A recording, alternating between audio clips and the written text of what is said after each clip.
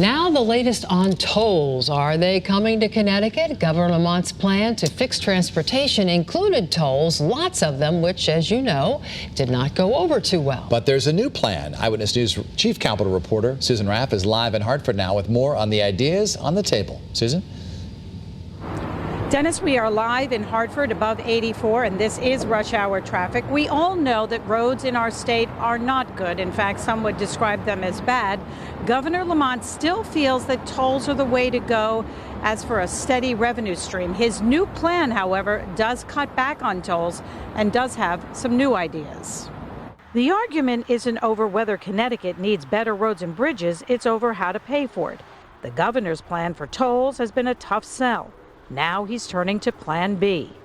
I think we're going to have to scale it back a little bit. I'm sitting down, I'm talking with the legislative leaders. We've got to make progress on this. Lamont's revised transportation plan would spend $18 billion over 10 years to fix about a dozen bridges and tunnels and the Mixmaster project in Waterbury.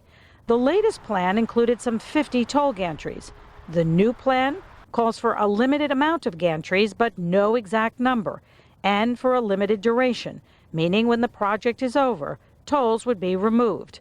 Trucks would pay more than cars, and out-of-state drivers would also pay more. Some taxpayers feel this is a little better. There has to be a balance between how much we're putting in and how much, that we can get out of it. So I think it's a good balance. Republicans are still skeptical. I'm not sure I'm there on tolls at all. I want to be clear about that. But I want to look at the numbers to see what other financing scheme or revenue scheme we could come up with that's going to pay the federal government. Connecticut can borrow money from the feds. The interest rate is 2%. It's low, but still has to be paid back. Debt is a concern. I guess I'd have to look at the revenues that we're going to make from it because, we're already in debt. So that worries me. How can we really target the very specific projects that will cost hundreds of millions to maybe even billions of dollars? Create a revenue stream to support those projects, similar to what you're seeing in other states. Toll for that, pay it off, take the tolls down.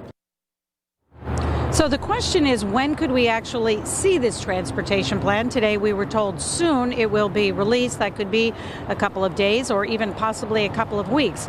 The governor has said he would like to get a vote in a special session between now and mid-November. We are live in Hartford. Susan Raff, Channel 3 Eyewitness News.